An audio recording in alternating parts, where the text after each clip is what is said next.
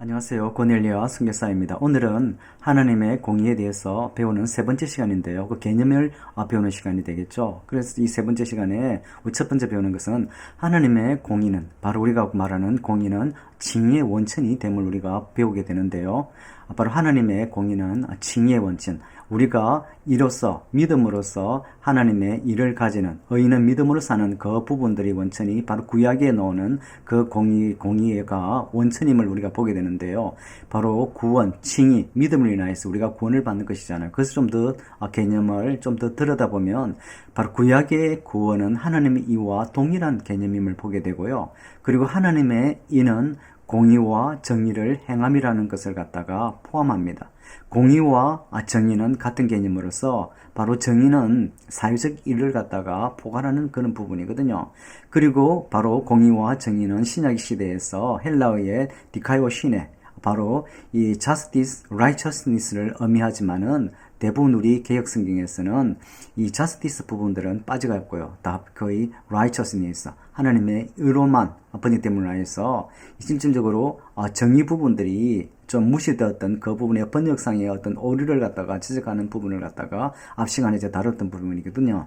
그리고 믿음은 이를 행함입니다. 이것은 우리가 의인은 믿음으로 말미암아 살리라는 로마서 1장 17절의 이 말씀이죠. 그리고 이 신앙 고백은 결코 이 슈퍼ficial, 표면적인, 표피적인 그러한 피상적인 신앙 고백이 아니고 바로 신실함과 충성을 갖다가 이 포함하는 그런 의미, 이 바로 야고보스의 이 바로 행함, 믿음은 바로 행함이 동반되는 주님의 은혜를 인하여서 우리가 이 믿음의 행함을 갖다가 강조하는 그 부분이 바로 이를 행함이라는 걸 같이 실질적으로 이 같은 선상에 있는 개념, 동일한 선상에 있는 개념임을 우리가 알게 되고요. 바로 구원은 공의와 정의를 행함임을 우리가 이해하면 되게 좋겠습니다. 공의와 정의를 행함은 결코 이 행위를 통한 구원론과 구분되는 것을 분명히 알아야 되겠습니다. 이 부분을 다음번 강의에서 바로 이의 개념이 우리 역사를 통하여서 확연히 드러나는 것을 통하여서 이런 부분들이 또 우리가 더 깊이 이해하는 그런 부분 되고요. 그래서 이 구원과 공의와 정의를 행함이 특별히 행위를 통한 구원론과 분명히 구별됨을 알아야 되겠고요. 그리고 이 부분은 righteousness는 특히 우리 예수님은 계획적으로 구원을 선포하셨죠. 그런데 바울은 칭의 justification을 통하여서 이것이 바로 구원임을 바울의 신학을 통해서 보여주는데 이 원천이 구약임을 우리가 이해해야 되고요. 구원의 도리로서 칭의의 실제는 하나님의 법에 따라서 정의를 행하는 어려운 바로 공의와 정의를 행하는 그것이 바로 구원임을 우리가 이해해야 됩니다. 그래서 하나님의 공의는 칭의의 원천임을 제가 설명드리는 그 부분이고요. 그리고 하나님의 공의와 사랑이 만나는 것이 바로 십자가, 바로 위에서 예수님의 바로 공로이죠. 그것이 그를 통하여서 우리가 공의를 우리 가운데 믿음을 통하여서 십자가 예수님 그리스도를 통한 그 믿음을 법을 통해서 우리가 이 공의를 가지잖아요. 그것이 바로 십자가거든요. 그래서 십자가에 대해 좀 더 살펴보면요.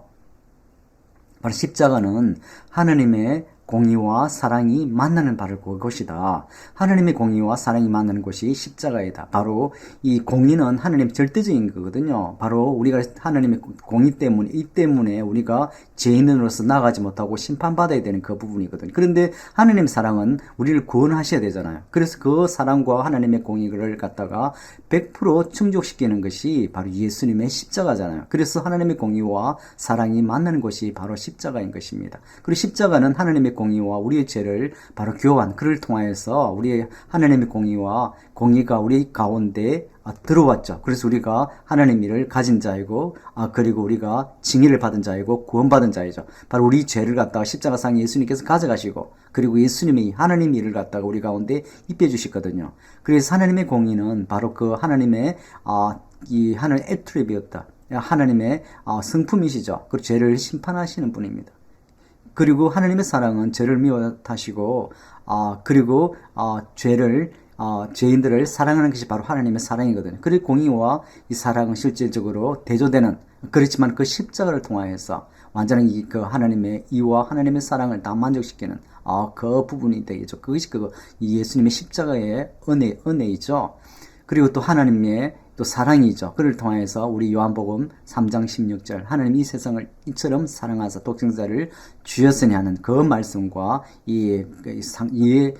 그 말씀과 같이 얼라인되는 그 부분이고요.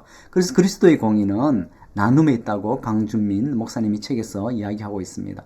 예수님의 몸과 피를 나눠줌으로써 우리를 부욕케 하고 충만케 하셨잖아요. 그를 통하여서 구제와 선교가 실질적으로 우리 선교의 최종 목적이 되어야 된다. 그것은 가난한 자를 갖다가 돌보는 그 부분이 되겠죠. 그래서 우리가 영혼의 필요를 갖다가 채워줘야 되지만 동시에 우리의 사회 가운데 육신의 필요도 채워줘야 되는 그것이 우리가 이 나눔을 갖는 하나님의 공의를 가진 그런 자의 우리가 빚진 자로서의 이 사명인으로 살아가는 그런 부분이 되고요. 그래서 하나님의 정의가 인간의 정의의 근거가 되고 인간의 정의 또한 하나님의 신실한 이에 부합할 때 진정한 이가 된다고 우리 개혁 신학자 너무나 유명하잖아. 칼 바르트의 교리학에 나오는 부분입니다. 이 부분을 다시 한번 다음 시간에 이 부분을 우리가 하나님의 공의의 해석에 어떤 역사를 통하여서 다시 살펴보는 그런 시간을 가질 수 있을 것입니다. 감사합니다.